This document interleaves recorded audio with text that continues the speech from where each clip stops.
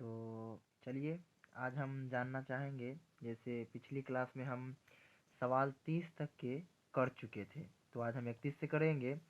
तो देखिए 31 नंबर सवाल क्या है मेरा, कह रहा है कि समांतर श्रेणी 4, 9, 14, 19 डॉट डॉट कौन सा पद 109 होगा। तो जैसे ही इस टाइप के सवाल रहे कौन सा पद वाला पूछा जाए, तो इसके लिए हम डायरेक्ट सूत्र बताएंगे, उसी सूत्र का यूज करना है। तो वो क्या सूत्र होगा वो देखिएगा। याद रखना है कि जब कौन सा पद पूछा जाए तो एन पूछा जाए तो उसको याद रखना है एन बराबर टी एन बराबर T n minus a by d plus 1। ये याद रखना है एन बराबर T n minus a by d plus 1। T n होगा अंतिम पद, ए होगा प्रथम पद, डी होगा दोनों पदों का अंतर और उसमें एक जोड़ना है। तो टी एन मेरा कितना है, कौन सा पद बोला है 109, तो क्या लिखेंगे 109 माइनस ए, तब शुरू में कितना है मेरा 4, तो यही मेरा ए क्या हो जाएगा 4 बाई डी कितना है, डी दूसरा पद माइनस पहला पद, तो 9 में से 4 को घटाएंगे तो कितना आ जाएगा 5, तो 5 डी कितना आ जाएगा 5 और प्लस कितना 1, इसको हम हल करेंगे तो 109 में से 4 जाएगा कितना 105 और प्लस में प्लस 105 बाई 5 और प्लस में 1, तो 5 से कट जाएगा, 5 दूना 10 और 5 एकम 5, 21 प्लस 1 कितना आ जाएगा आंसर इसका 22, कितना आ जाएगा 22। ऑप्शन किस में है डी में है, तो इसका ऑप्शन क्या हो जाएगा डी हो जाएगा। ठीक है, याद रखिएगा इस टाइप का सवाल जब भी एन पूछेगा ए पी के, तो एन बराबर T n minus a by d plus 1, ये डायरेक्ट इसको फास्ट कैलकुलेशन कीजिए और तुरंत इसका आंसर निकालिए। ठीक है, चलिए तो अब सवाल हम आगे बढ़ रहेंगे और आगे 31 कर लिए। 32 देखिए क्या कर रहा है, टेन थीटा बराबर 12/5, तो साइन थीटा काम होगा।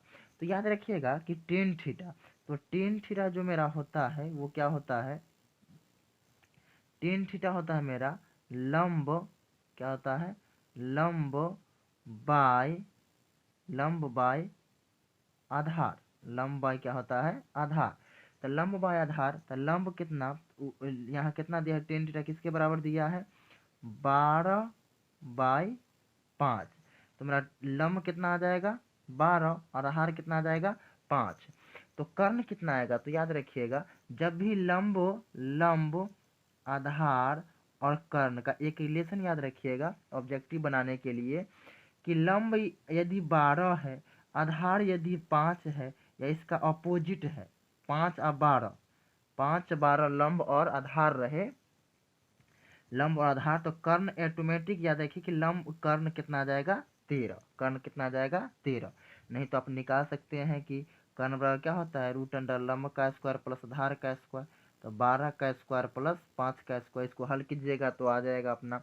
लेकिन डायरेक्ट याद रखिएगा ऑब्जेक्टिव बनाने के लिए कि लंब यदि 12 है, आधार यदि 5 है, मतलब लंब आधार 5 और 12 है, तो कर्ण कितना आ जाएगा 13, कर्ण कितना आ जाएगा 13।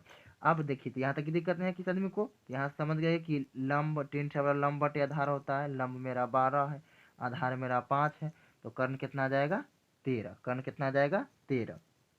तो क्या पूछा है साइन थीटा, तो साइन थीटा क्या होता है लंब बाय कर्ण, ये क्या होता है मेरा साइन थीटा लंब बाय कर्ण, तो लंब मेरा कितना है, लंब मेरा कितना है 12 और कर्ण कितना 13, तो 12/13 किस ऑप्शन में आ जाएगा, ऑप्शन नंबर ए में 12/13। ठीक है, चलिए अब सवाल नंबर हम कहाँ बढ़ेंगे 33 की तरफ। तो 33 कह रहा है कि बिंदु -7, 5 और 3, 4 2 को मिलाने वाले रेखा का मध्य बिंदु, तो मध्य बिंदु ध्यान देखिएगा, मध्य बिंदु जब भी पूछेगा तो उसका निर्देशांक होता है x1 plus x2 by 2 comma y1 plus y2 by 2, ये मध्य बिंदु का स्तर होता है। तो मध्य बिंदु का स्तर होता है, तो इसी फॉर्मूला के जरिए हम इसको हटा देते हैं और देखिएगा, तो मेरा x1 कितना है -7 प्लस y1 कितना, x2 कितना है 4 बाई 2 कॉमा y1 कितना है 5 प्लस y2 2 बाई 2, तो -7 में 4 जोड़ेंगे कितना आ जाएगा 3, तो 3/2 कॉमा 5 में 2 जो है कितना 7, तो 7/2। तो x का मान 3/2 और y का मान 7/2 किस ऑप्शन में है, तो वो देख लीजिए। 3/2 और -3/2 ना, -3/2 -7 में 4 जो क्या जाएगा -3, तो -3/2 और 7/2 किस ऑप्शन में है, तो ये देखिए -3/2 और 7/2 किस में है, तो -3/2 और 7/2 ऑप्शन किस में है, बी में है। तो बी ऑप्शन क्या हो जाएगा, सही हो जाएगा। ठीक, चलिए अब सवाल नंबर हम 34 देखेंगे। तो 34 क्या कह रहा है, कह रहा है 34 कि यदि सूर्य का यदि सूर्य की ऊंचाई 30-60 डिग्री हो तब, मतलब ये गलत यहाँ पर प्रिंट हो गया, यहाँ सूर्य का उन्नयन कोण होगा। ठीक है, उन्नयन कोण 60 डिग्री हो तब 30 मीटर लंबी छाया की उदग्र मीनार की ऊंचाई ज्ञात करें। तो इस सवाल के लिए हम क्या करेंगे, जैसे याद रखिएगा डायरेक्ट हम बता देते हैं।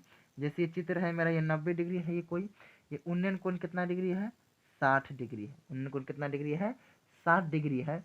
और क्या बोला है कि छाया तब 30 मीटर की लंबी छाया बनती है।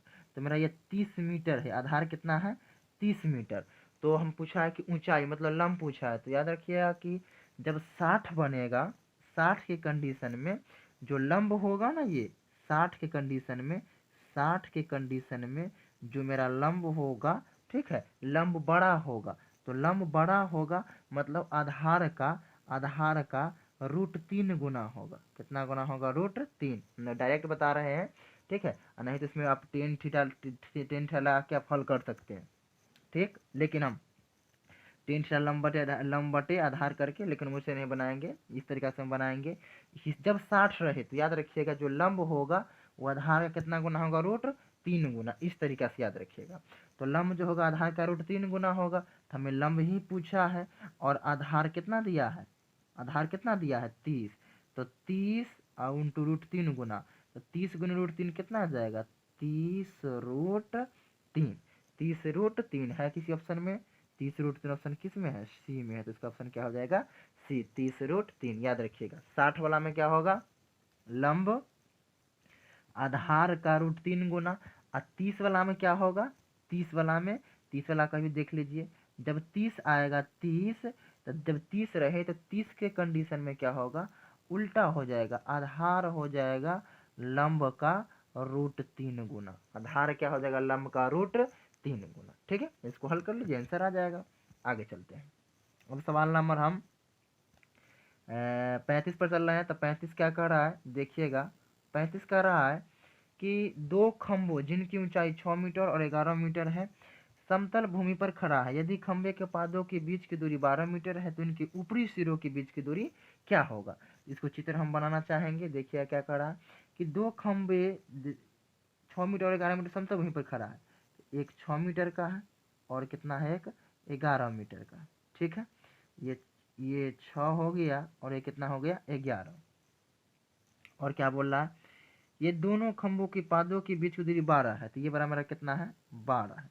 तो हम इसको यहाँ से ऐसे मिला देंगे तो ये भी मेरा कितना आ जाएगा, 12 आ जाएगा। तो हमसे पूछा है कि ये क्या होगा, ये कर्व।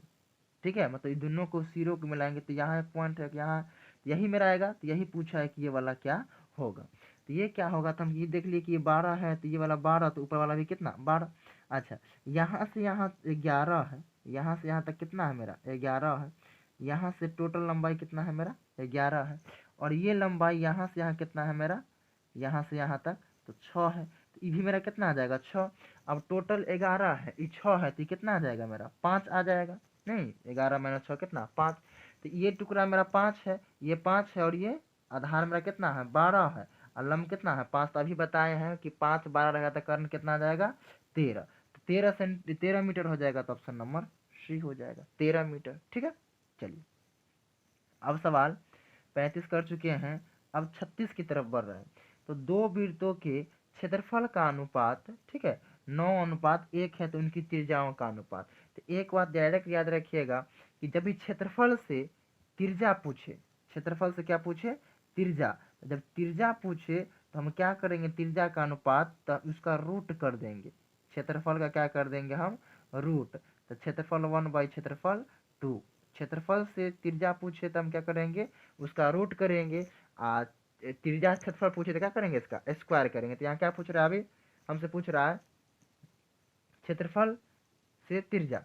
तो त्रिज्या कर देंगे तो कितना है 9/1, इसका रूट करेंगे तो 9 का वर्गमूल 1, 9 का वर्गमूल 3 और 1 का वर्गमूल 1। तो 3/1 को अनुपात में लिखेंगे तो 3:1। तो 3:1 है किसी ऑप्शन में, ऑप्शन नंबर ए में है 3:1। तो ऑप्शन ए हो जाएगा सवाल नंबर 36 का। चलिए सवाल अब 37 की ओर बढ़ रहे हैं हम। 37 क्या कर रहा है कि इतना 4252032 3 का बहुलक क्या होगा। तो बहुलक जब भी पूछा जाए तो इसमें जो बहुत बार आया हो, ज्यादा बार आया हो, तो ज्यादा बार कौन आया है देख लीजिए। यहाँ पर 2 आया है, 1 2 3, 3 बार 2 आया है, 3 के बार आया है 2 बार। तो सबसे ज्यादा बार तो 2 ही आया है ना, 2 कितना बार आया है, 3 बार आएगा। तो इसका बहुलक क्या हो जाएगा मेरा 2, जो सबसे ज्यादा बार आया है। तो 2 इसका बहुलक हो जाएगा, ऑप्शन नंबर बी। बहुलक में सबसे ज्यादा बार खोजेंगे जो नया हो। ठीक है, अब सवाल नंबर हम 38 की तरफ बढ़ रहे हैं। तो कह रहा है एक घनाभ की लंबाई चौड़ाई और ऊंचाई इतना इतना है, तो इसका आयतन। तो जब भी घनाभ का आयतन बोला जाए तो घनाभ का जो आयतन होगा, ठीक है, घनाभ का आयतन जो होता है वो होता है लंबाई गुने चौड़ाई, मतलब लंबाई गुने चौड़ाई गुने ऊंचाई। क्या होगा, लंबाई गुने चौड़ाई गुने ऊंचाई, मतलब L गुने बी गुने एच। तो इस सबको गुना कर दीजिए तो कितना हो जाएगा 15 × 12 × 4.5। इसी सबको गुना जब करेंगे तो आंसर जो भी होगा वो गौर से देखिएगा कि 15 का मल्टीपल होगा, 15 का मल्टीपल। 15 से लगना चाहिए, 15 कहने का मतलब 3 से और 5 से। तो ऑप्शन नंबर ए में तो 15 से नहीं लग रहा, ऑप्शन नंबर ए में तो 15 से नहीं लग रहा है, क्योंकि इसमें 5 से लग रहा है, 3 से 8 5 13, 3 से नहीं लगा तो ऑप्शन गलत हो गया। 5 से लगना चाहिए और 3 से 81 है, तो इसमें 3 और 5 दोनों से लगता है तो हो सकता है। फिर 6 4 10 हो गया, तो इस ये भी नहीं होगा ऑप्शन नहीं। अब यहाँ देखिए 243 है, 200 कितना है 43। तो 243 जो है इसमें 5 से नहीं लगेगा, तो ये भी ऑप्शन गलत है। तो हमें गुना करना है, कोई जरूरी नहीं, एक ही ऑप्शन बचा है 810, जिसमें 15 से भी लग रहा है, मतलब 15 से लग रहा है, 3 और 5 दोनों से, और सब कोई ऑप्शन नहीं जिसमें 15 से लगे, मतलब 15 कहने के मतलब 3 से और 5 से। तो एक ही ऑप्शन होगा सही, कौन हो जाएगा बी 810। गुना करने का कोई जरूरत ना पड़ा। ठीक है, अब सवाल नंबर हम बढ़ रहे हैं 38 हो चुका है ना 38, हाँ 39 की तरफ। तो 39 यहाँ डायरेक्ट फॉर्मूला पूछा गया है कि थीटा कोण वाले तेजखंड का क्षेत्रफल। तो थीटा कोण वाले तेजखंड का क्षेत्रफल होता है theta by 360, theta by 360 into वृत्त का क्षेत्रफल। तो वृत्त का क्षेत्रफल क्या होता है pi are square, pi are square. तो ऐसा कोई ऑप्शन में है theta by 360 into pi are square, किसी ऑप्शन में नहीं है। तो पाई आर स्क्वायर वाला ये ऑप्शन है पाई आर स्क्वायर, लेकिन यहाँ 180 है तो ये नहीं होगा। ये दोनों ऑप्शन तो कभी हो नहीं सकता क्योंकि दोनों में पाई आर स्क्वायर नहीं है। यहाँ देखिए यहाँ पाई आर स्क्वायर है तो यहाँ 2 पाई आर स्क्वायर है। तो यदि हम यहाँ ये तो फॉर्मूला आते दिखाने का theta by 360 two pi are square, लेकिन यहाँ 2 पाई आर स्क्वायर किया है, मतलब यहाँ 2 से क्या किया है गुना। तो हम भी नीचे 2 से भाग कर देंगे, ऊपर 2 से गुना करेंगे, नीचे 2 से गुना कर देंगे। तो अब कितना आ जाएगा थीटा बाई 360 गुने 2, तो 360 गुने 2 करेंगे तो 720। तो वो आ जाएगा theta by 720 into 2 pi are square. तो ऑप्शन नंबर क्या हो जाएगा सी। ठीक है, 2 से ऊपर नीचे गुना करके ऑप्शन दिया गया है। तो अब हम सवाल नंबर 40 की तरफ बढ़ेंगे। 40 कह रहा है कि 1 माइनस साइन ए इंटू 1 माइनस साइन ए बराबर क्या। यहाँ पर जो ऑप्शन दिया गया है उसमें मिसप्रिंट है, एक में प्लस होगा। ठीक है, एक होगा क्या चीज 1 प्लस साइन ए और एक होगा 1 माइनस साइन ए। एक क्या होगा 1 प्लस साइन ए और एक क्या होगा 1 माइनस साइन ए। तो मिसप्रिंट हो चुका है। तो ए प्लस बी और ए माइनस बी फॉर्मूला लगा जाता है ए स्क्वायर माइनस बी स्क्वायर। तो एक का स्क्वायर माइनस साइन का स्क्वायर, एक का स्क्वायर क्या आ जाएगा एक, और साइन का स्क्वायर तो साइन स्क्वायर ए। और 1 माइनस साइन स्क्वायर थीटा होता है कॉस स्क्वायर थीटा। तो बराबर क्या आ जाएगा, कॉस स्क्वायर थीटा, तो कॉस स्क्वायर ए, तो है ऑप्शन किसी में कॉस स्क्वायर ए, तो cos square A option number B में है, तो इसका ऑप्शन नंबर क्या हो जाएगा, बी हो जाएगा, कॉस स्क्वायर ए। ठीक है, 1 माइनस साइन स्क्वायर हल करेंगे तो ठीक है। अब सवाल नंबर 41 की तरफ बढ़ रहे हैं। ठीक है, तो 41 क्या कर रहा है वो देखिएगा। कर रहा है 41 कि वर्ग अंतराल 110 130 का वर्ग चिन्ह क्या होगा। तो जब भी वर्ग चिन्ह बोले तो उच्च सीमा, ठीक है, उच्च सीमा प्लस निम्न सीमा बटा 2, ये मेरा क्या हो जाएगा, वर्ग चिन्ह। वर्ग चिन्ह जब भी पूछे तो उच्च सीमा प्लस निम्न सीमा बटा में 2 कर देंगे। तो यहाँ उच्च सीमा कितना है मेरा 110 और प्लस 130 बटा में 2।